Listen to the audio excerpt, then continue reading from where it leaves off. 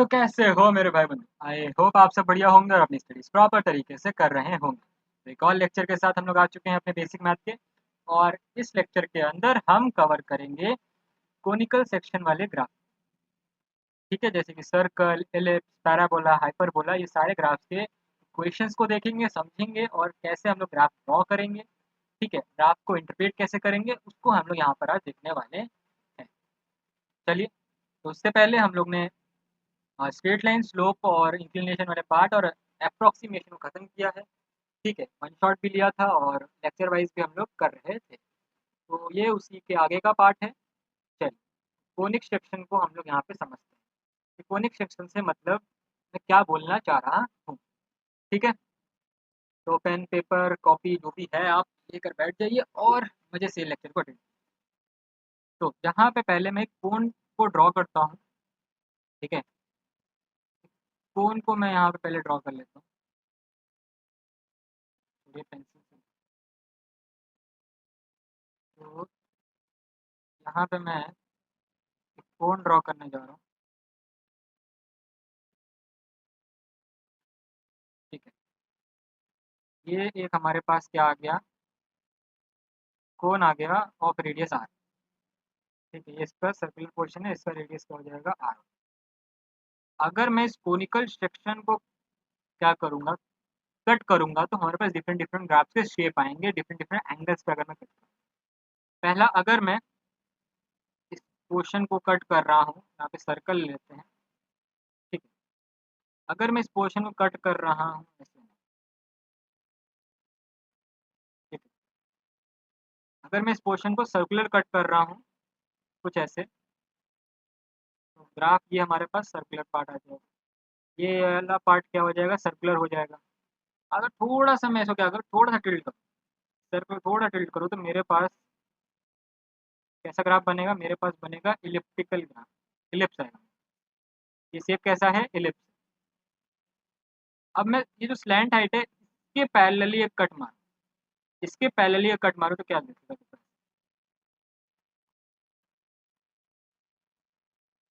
तो ये कैसा है, ये ग्राफ है हमारे पास पैराबोला।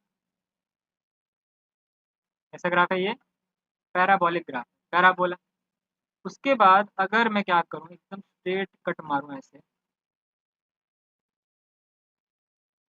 तो जैसा अगर मैं कट मारूं तो ये जो शेप बनेगा ये बनेगा हाइपरबोला। ठीक है, सारे शेप्स को ध्यान में रखिए और सारे शेप्स का नाम भी पता होना चाहिए। ये कोनिक सेक्शन, अगर एक कोन में ऐसे सेक्शन हम डिवाइड कर दे, ठीक है, डिफरेंट डिफरेंट एंगल पे कट मारे, तो हमें डिफरेंट डिफरेंट शेप देखने को मिलेगा। अब इन्हीं सारे शेप्स को ग्राफ के फॉर्म में हम पढ़ेंगे, उनके इक्वेशन को जानेंगे और समझेंगे कि कैसे हम उनके ग्राफ को इंटरप्रेट करते हैं। चलिए आगे चलते हैं। पहला ग्राफ हमारे पास आ रहा है सर्कुलर। अगर आपको कहीं ना कहीं अगर सर्कुलर ग्राफ दिख रहा है तो उसकी इक्वेशन क्या होगी उसको समझते हैं। तो यहाँ पे पहले मैं एक सर्कुलर ग्राफ बनाता हूँ।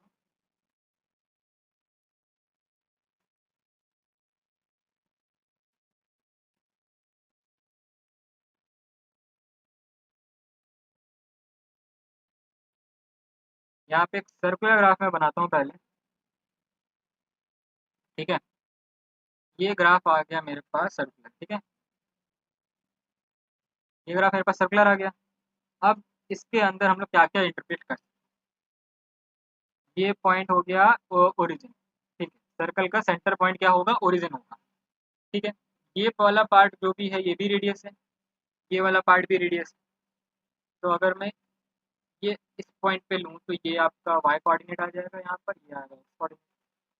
ये वाला पॉइंट क्या हो जाएगा, एक्स कॉमा वाई, ये आपका रेडियस हो जाएगा। अब इन दोनों के बीच में, इन तीनों के बीच में रिलेशन कैसा है, तो यहाँ पे अगर आप देखेंगे गौर से, इन तीनों के बीच में जो रिलेशन आएगा वो थोड़ा सा पाइथागोरस थ्योरम से सिमिलर है, बिल्कुल सिमिलर है पाइथागोरस थ्योरम।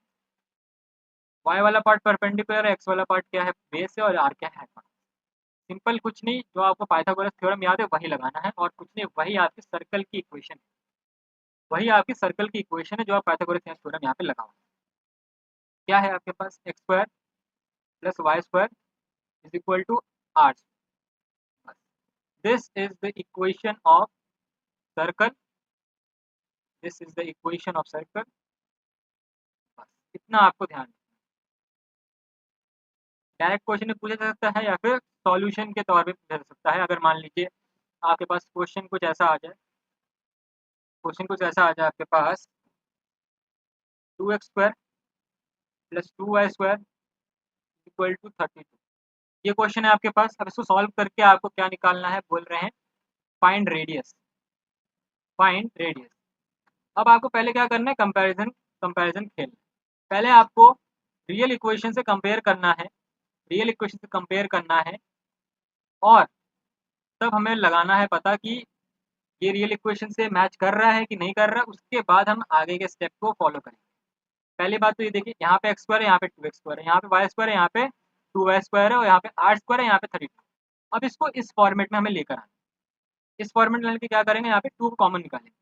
2 कॉमन आएगा तो क्या हो जाएगा, x² + y² = 32। यहाँ पे देखिए, यहाँ पर क्या आ जाएगा, 32 के डिवीजन में आ जाएगा 2, x² + y², ये आ जाएगा 16। 16 है किसका स्क्वायर, एक्चुअली 16 है 4 का स्क्वायर। तो ये देखिए यहाँ पर हमारे पास क्या आ गया, वैल्यू आ गई। आर की वैल्यू क्या है, आर² ना, तो आर कितना है, 4 है। 4 का स्क्वायर 16 था, मतलब आर हमारे पास कितना आ रहा है, 4 यूनिट आ रहा है। आई होप आपको यहाँ पे ये बात समझ आ गई होगी कि इक्वेशंस को देखकर सॉल्यूशन का आंसर कैसे निकालें। ठीक है, ये बात हो गई सर्कल की। ठीक, बस सर्कल में आपको इतना ही जानना है, इसकी इक्वेशन क्या है और अप्लाई करना आना चाहिए इक्वेशन को देखकर। कोई भी इक्वेशन आपको दे दी जाएगी इस फॉर्मेट में, किसी फॉर्मेट में, बस आपको इंटरप्रेट करना है। पहले क्या करना है, आपको पहले देखना है, कंपेयर करना है पुराने इक्वेशन से और फिर आगे जाके सॉल्यूशन करना है। ठीक है, ये बात हो गई। आगे चलते हैं, आगे एक और क्वेश्चन को प्रैक्टिस करते हैं। एक और क्वेश्चन हम क्या ले सकते हैं यहाँ पे, 25 + 16 = मान लीजिए 64। ठीक, अब इसमें मेरे को x की वैल्यू, y की वैल्यू, r की वैल्यू आप तीनों। ठीक है, यहाँ पे अब क्या करते हैं, x की वैल्यू, y की वैल्यू एंड r की वैल्यू बताइए क्या। ठीक है, चलते हैं। तो यहाँ देखिए, अब स्टैंडर्ड इक्वेशन क्या थी हमारे सर्कल की, x² + y² = r²। अभी क्या ये इससे मैच कर रहा है, बिल्कुल नहीं मैच कर रहा। अब कन्वर्ट कैसे करेंगे, तो देखिए x² है, यहाँ पे डायरेक्ट x² की वैल्यू हमें दी, तो ये कितना हो जाएगा, 5 का स्क्वायर। ये कितना हो जाएगा, 4 का स्क्वायर। ये कितना हो जाएगा, 8 का स्क्वायर। यहाँ से हमें मिल जाएगी x की वैल्यू, y की वैल्यू। x = 5 हो जाएगा, y = 4 हो जाएगा और r कितना आ जाएगा हमारे पास, 8। ठीक है, हाइपोथेटिकल क्वेश्चन। ठीक है, अपने हिसाब से आप क्वेश्चन बना के फ्रेम कर सॉल्व कर सकते हो या फिर आप नेट से, गूगल से निकाल के आप क्वेश्चन और प्रैक्टिस कर सकते हो। पर प्रैक्टिस करने की जरूरत नहीं, क्योंकि ऐसे क्वेश्चन नहीं आते। इसके बिहाफ पे क्वेश्चन पूछा जा सकता है। ठीक है, किसी भी ग्राफ को देखकर आपको बताना होगा, या फिर इक्वेशन देख के ग्राफ को इंटरप्रेट करना आना चाहिए। 4 ऑप्शन दें कौन सा ग्राफ सही बना है। ठीक है, तो वैसे भी आ सकता है। ठीक है, चलिए अब चलते हैं अपने नेक्स्ट नेक्स्ट नेक्स्ट की तरफ। नेक्स्ट हमारे पास क्या है, इलिप्स। अब इलिप्स की इक्वेशन देखेंगे हम। ठीक है, अब हम क्या देखेंगे, इलिप्स की इक्वेशन देखेंगे, तो उससे पहले इलिप्स का ग्राफ बना लिया जाए। इलिप्स का ग्राफ दिखने में कैसा होता है,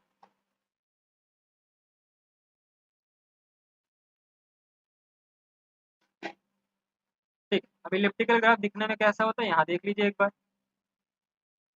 तो इलिप्स का ग्राफ प्योर सर्कुलर नहीं होता है। ठीक है, अगर सर्कल को थोड़ा सा खींच दिया जाए तो आपको क्या मिलेगा, इलिप्स मिलेगा। ठीक, तो इलिप्स का ग्राफ कुछ ऐसा होता है, यहाँ पे आप देख सकते हैं, ऐसा कुछ ग्राफ आपको देखने को मिलेगा इलिप्स। अब इलिप्स में होता क्या है, दो एक्सिस होते हैं, एक सेमी मेजर एक्सिस होता है और एक होता है सेमी माइनर एक्सिस। ठीक है, अब इन दोनों को हम लोग क्या देते हैं, पॉइंट देते हैं। ये जो पॉइंट है आपका, ये वाला, ये हमारे पास ए है और ये वाला जो पॉइंट है ये हमारे पास B। अब जो बी है हमारे पास, ये है सेमी माइनर एक्सिस। जो ए है हमारे पास, ये है सेमी मेजर। ठीक, ए सेमी मेजर एक्सिस और बी जो है हमारे पास सेमी माइनर एक्सिस।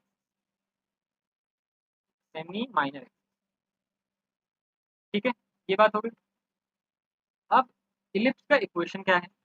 ठीक, इलिप्स का इक्वेशन है हमारे पास x square by a square plus y square by b square equal to 1। This is the equation of ellipse. This is the equation of ellipse. इसका proving आप मत पूछना, क्योंकि प्रूविंग फिजिक्स में नहीं होती, प्रूविंग आपकी होगी कहाँ पर, अगर आप मैथ पढ़ोगे। ठीक है, तो ये बात। तो this is the equation of ellipse. ठीक है, अब इसमें क्या कैसे क्वेश्चन आएंगे, आपको इक्वेशन देके पहचानना पड़ेगा ग्राफ कैसा है, या फिर ग्राफ देख के आपको इक्वेशन बोल दी जाएगी कौन सी इक्वेशन इसमें से सही है। ठीक है, यहाँ पर ज़्यादा कुछ हमें क्वेश्चन भी प्रैक्टिस नहीं करना है, क्वेश्चन प्रैक्टिस सेशन में लूँगा। ठीक है, after completing this whole basic math course, उसके बाद एक सेशन रखेंगे जिसके अंदर सारे बेसिक मैथ के क्वेश्चंस में लेकर आऊँगा, उसमें प्रैक्टिस करेंगे बैठ कर साथ। ठीक है, या फिर हम लोग लाइव सेक्शन में ही कर सकते हैं पूरा क्वेश्चन प्रैक्टिस।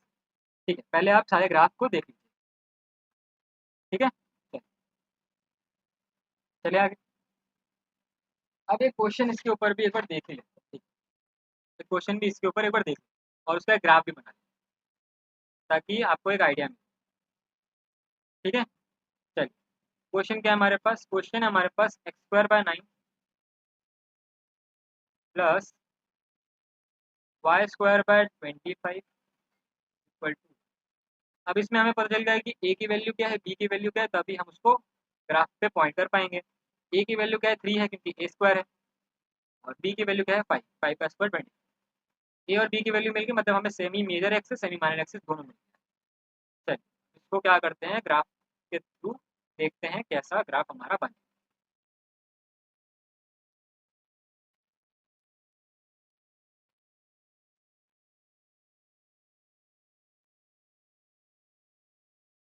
चलिए, अब ए में ए कितनी है हमारे पास वैल्यू, ए की वैल्यू मैक्सिमम 3 तक 1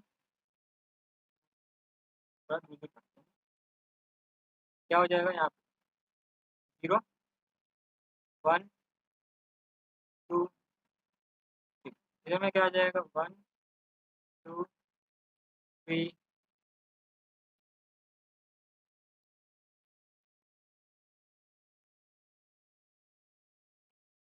4 and 5। Same here 1 2 3 1 2 3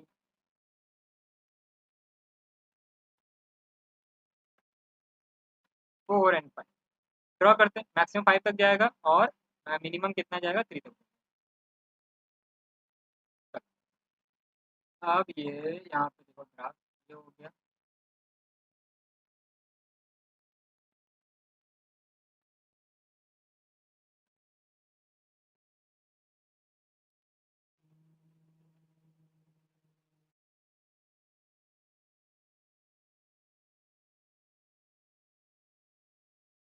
तो ये आपका कुछ ऐसा ग्राफ आपको देखने को मिलेगा।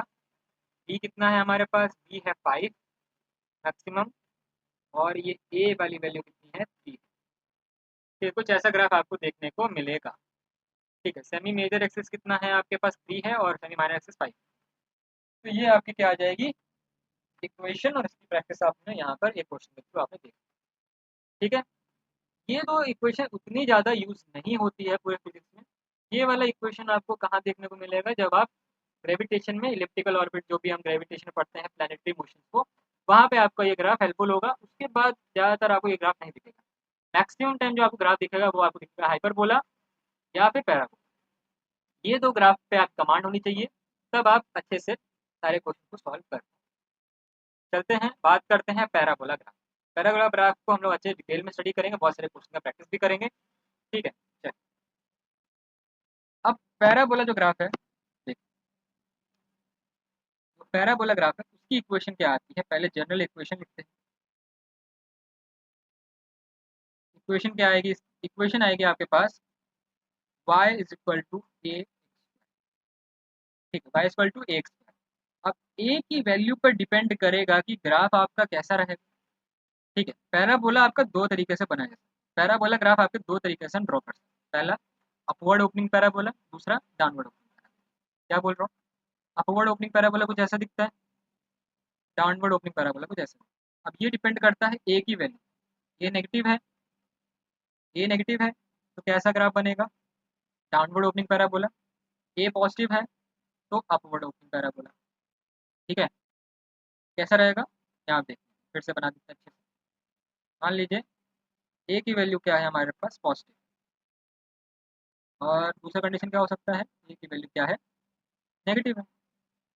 तो दोनों केस में होगा क्या, दोनों केस में क्या होगा, इस केस में क्या होगा, हमारे पास ग्राफ आएगा, ग्राफ आएगा वो कुछ ऐसा आएगा। एक मिनट,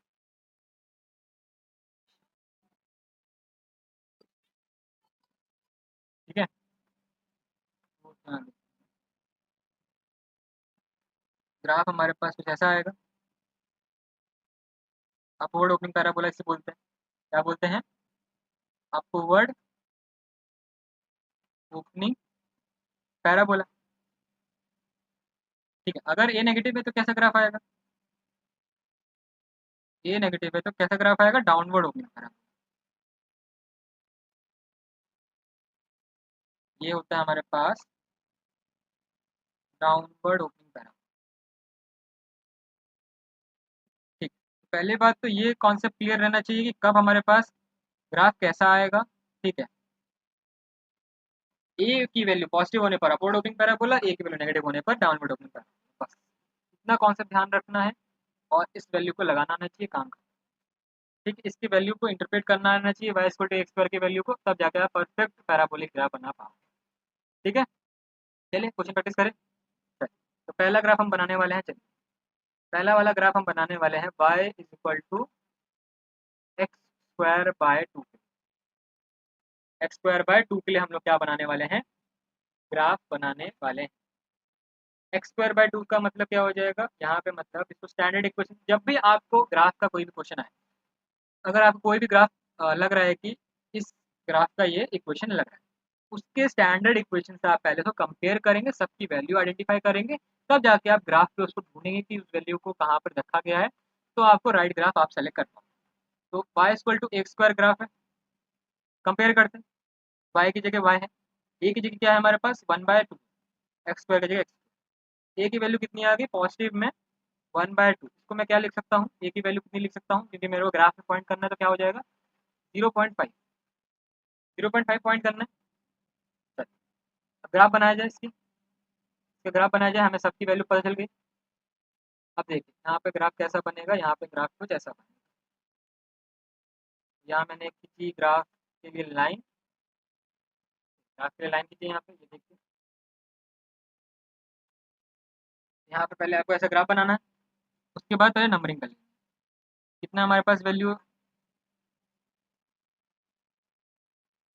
हो जाएगा 0.5, ये हो जाएगा 1, ये हो जाएगा 2। ठीक है, अब हमें क्या करना है, 0.5 में मार्क करना है, 0.5 हो गया, इस तरफ भी 0.5 लिखिए। अभी देखिए ये ग्राफ कुछ ऐसा बनेगा, अपवर्ड ओपनिंग पैराबोला तो बनेगा, बट ये अगर आप पेंसिल से बना पाओगे तो थोड़ा अच्छा बनेगा, यहाँ पे मैं थोड़ा सा स्टाइलिश से बनाने की कोशिश कर रहा हूँ, थोड़ा सा बेकार बन रहा है। क्या कर सकते हैं, 1.5 को यहाँ थोड़ा सा ऊपर लिख सकते हैं। ठीक है, अब यहाँ देखिए, यहाँ पे हम मार्क करते हैं 0.5, इस पॉइंट से यहाँ से पास कराते हैं, ये तो ऐसा कुछ हमें ग्राफ मिलेगा। ठीक है, थोड़ा सा स्टीपर ग्राफ मिलेगा। ठीक है, अगर वैल्यू इसको थोड़ा बढ़ाते जाएंगे तो आपको ग्राफ परफेक्ट ऐसा कुछ आपको देखने को मिलेगा। ठीक है, जैसे जैसे आप वैल्यू कम करते जाओगे एक ही थोड़ा ग्राफ का स्टीपर होता चला जाएगा, जीरो पे तो पूरा स्ट्रेट लाइन बन जाएगा, जीरो पे तो आपको पूरा स्ट्रेट लाइन ग्राफ मिल जाएगा। ठीक है, चलिए, ठीक है, इज दैट क्लियर। अब ऐसे ही आपको बहुत सारे ग्राफ को ऐसे ही करके क्या करना है, प्रैक्टिस करना है। ठीक है, प्रैक्टिस करना है, और नेक्स्ट सेशन में आपको आगे के ग्राफ के बारे में पढ़ाएंगे, हाइपरबोला वाला ग्राफ बचा है, और क्या क्वाड्रेटिक इक्वेशन, अब एक क्वेश्चन छोड़ के जा रहा हूँ, क्या क्वाड्रेटिक इक्वेशन जो हम लोग फॉलो करते हैं मैथमेटिक्स में, क्या वो एक पैराबोलिक ग्राफ बनाता है। यहाँ पे आपके लिए क्वेश्चन है, क्वेश्चन ये है आपके पास, क्या क्वाड्रेटिक इक्वेशन का अगर ग्राफ बनाए, क्या वो पैराबोला रहेगा। आंसर फाइंड कीजिएगा, अगर जिसको आंसर पता हो प्लीज़ कमेंट बॉक्स में लिखिएगा, और किस मेथड से हम क्वाड्रेटिक इक्वेशन के रूट्स को निकालते हैं उसको भी आप बताइए। ठीक है, नेक्स्ट सेशन में हम इसको कंटिन्यू करेंगे। और हाँ, लाइव सेशन आज अटेंड मत करना भूलिए क्योंकि आज है सैटरडे, और आज हमारे लोग करने वाले हैं रिएक्शन मैकेनिज्म का वन शॉट। ठीक है, बी ऑन टाइम, 9 बजे आ जाइएगा और मज़ेदार लाइव सेशन को ज्वाइन कीजिए। तब तक के लिए मिलते हैं आपको नेक्स्ट लेक्चर में। बाय।